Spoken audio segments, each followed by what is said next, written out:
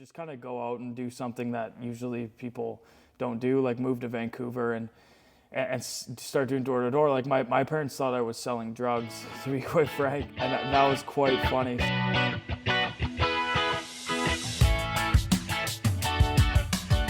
What's going on, guys? My name is Craig MacDonald, and I am a home service business owner who has been in the space now for about 3 years. Through this time, I've learned quite a bit about home services, and I kind of wanted to just bring you on a backtrack of my story, how I got started, and then document what works for me while I run this home service business, and ultimately try to grow it as big as possible, or just what my goals will allow. So yeah, kind of a little bit of a backstory about me. When I was going to high school and all growing up through life, I'm from a small town in like northern BC, which is in Canada, about 8 hours north of Vancouver. And when I was coming up through high school, I played a lot of hockey. I started playing junior, and when I got to a certain age, hockey was just not fun for me anymore.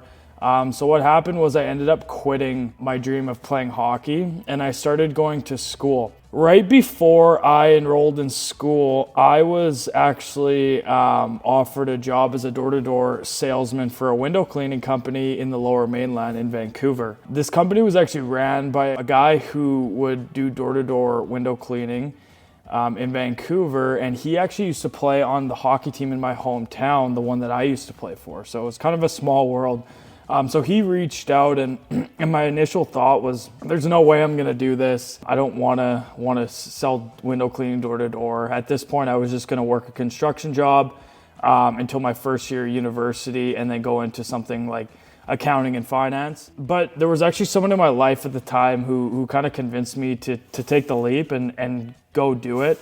And boy, am I ever glad that I took that leap and I did it. It was super cool in the moment to just kind of go out and do something that usually people don't do, like move to Vancouver and start doing door to door. Like my parents thought I was selling drugs, to be quite frank, and that was quite funny. So I did that for about 3 months, and it was actually in the middle of COVID. So it was 2019, March 2019. So COVID was just tipping the iceberg.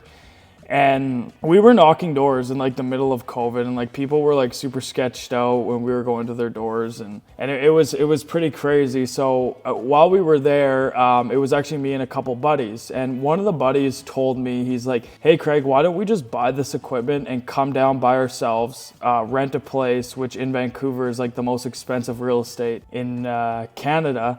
Why don't we rent a place and why don't we try to do this by ourselves and just keep all the money for ourselves, because it was like a 40% commission-based thing. But it wasn't like we were working for them. We were kind of like subcontractors, so we were paying all the taxes on the 40%.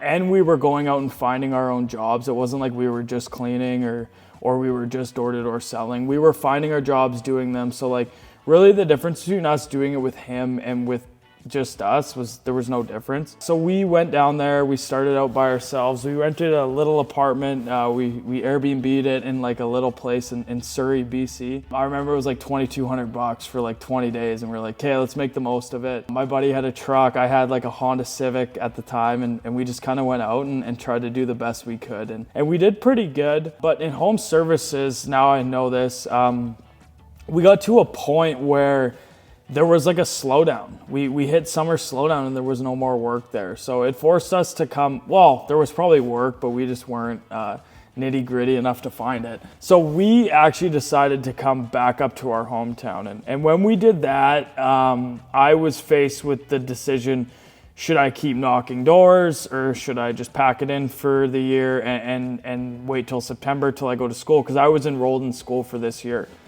What I ended up doing was I started knocking doors. And then in my hometown, I was like way too cheap at the time. So from knocking doors, it turned into like being able to build a decently good income for me, just from referral, like word of mouth based.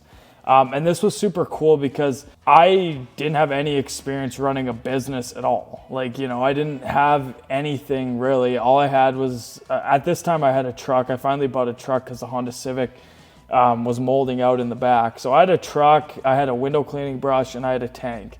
And the tank was actually a stage like 1, like DI tank. It wasn't even a stage 3. So I was doing windows on these people's homes, and it was like spotting the hell out of their windows. And I had no clue why, because I didn't do any research into the business or anything like that. But I was just kind of going with the flow. Some people would ask me to do their gutters. I would do their gutters. Some people would ask me to scrape the moss off the roof. I would do that. I remember, actually, funny story, there was a job we did for like $700, and it took me like a day and a half to do the moss off someone's roof. And it was like a really nice house. And we actually went back this year to that same house, that same homeowner, and we did like a $1,800 full house wash, top to bottom. And he said he was like super impressed about how the business ended up, and he had no clue that it was going to be like that, and nor did I, right? Like, it was just kind of one of those things that it's funny to look back at. But long story short, this brought me into like going to school. So I was in school for a finance and accounting diploma, and at that time I didn't know what I wanted to do. So I felt like I was going to school for like kind of like my parents at the time. But I did have like this business on the side called Shine. And we would do like, we just had a Facebook page. I don't even think we had a website at that time. If we did, it was just one of those Squarespace ones. And we would just do window, gutter cleaning. We would wash siding with like a brush and a DI tank, and like the water, the 2 pencil jets that comes out of a water fed pole. Like, that's how I would clean siding. So we went through the first year, and I remember in college I was getting calls because it was like busy season for gutter cleaning. So I was getting calls literally sitting in class, which was kind of nuts. And I remember I would just like decline the calls. And then we moved into our next year where I was like, okay, let's actually do this. So I remember coming out of school that first year. So it was technically my first year of business. This would have been 3.5 years ago today. And I remember buying a trailer because I was like, there's no way I can put all this equipment in my truck that I had now. So I was like, alrighty, I'll buy a trailer. So I found one for a killer deal, which was like $2,200 used, middle of COVID deal kind of thing. And it was great. I mean, other than the fact that I didn't have the correct equipment to wash siding. So I remember blatantly like sitting in the Canadian Tire drive-thru and was like, there must be a better way than having to like brush all this siding. There has to be a better way.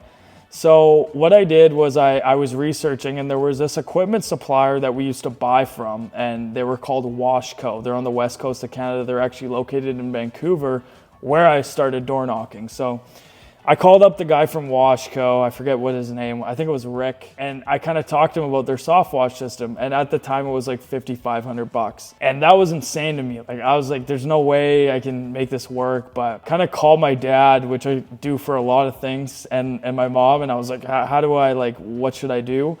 And they were like, you know what, you could just go for it. Because I had the money in my account, because we did decent the year prior. And at that time, we weren't doing all the accounting and finance that we should have, right?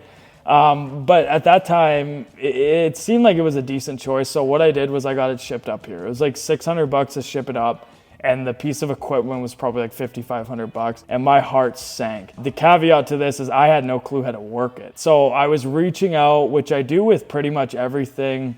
I was reaching out in Facebook groups, just trying to get knowledge on how to use this freaking thing, right? Like I was wondering, like, how do guys do this soft washing thing? So when I was doing that, I ran across a guy, and he ended up being my mentor. So he helped me so much through like learning soft wash, learning the equipment. And in a couple videos, I'll explain all about what went wrong learning, because there was a lot, but he helped me through so much. And that was my first mentor.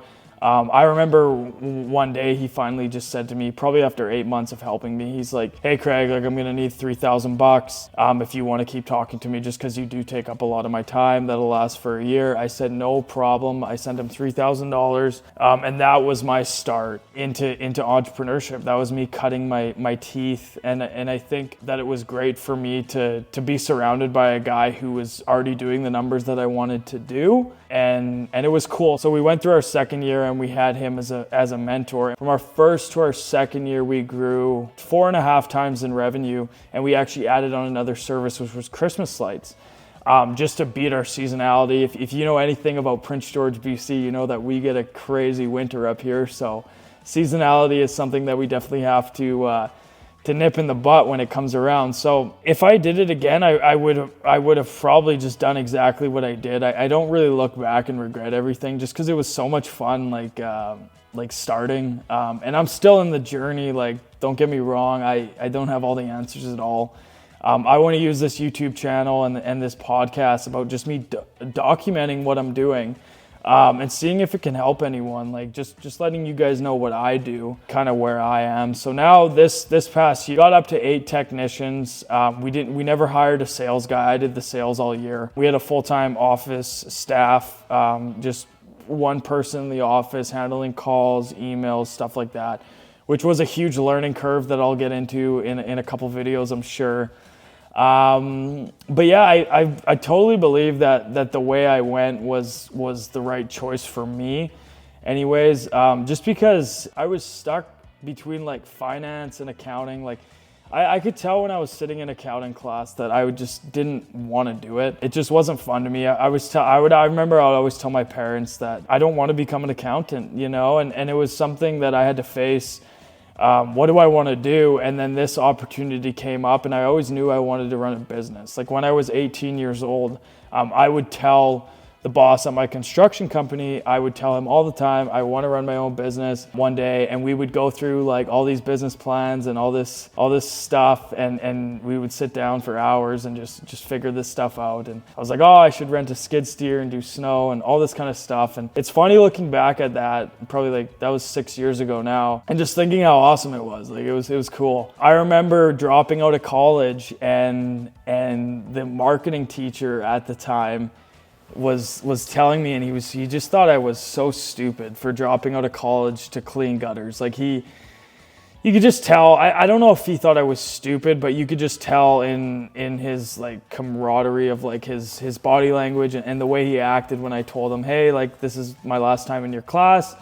I'm dropping out to go full time in my business. 6 months later, I was actually at a house cleaning job.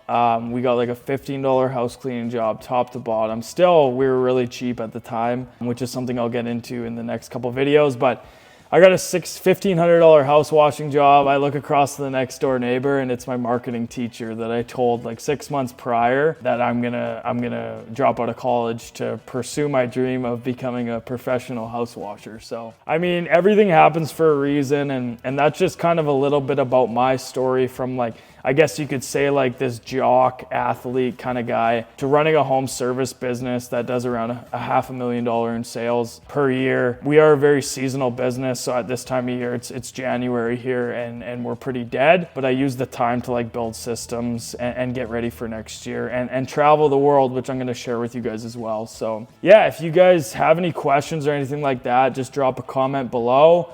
I'll be sharing more of my story, but glad you guys could watch the video, and yeah, we'll see you in the next one.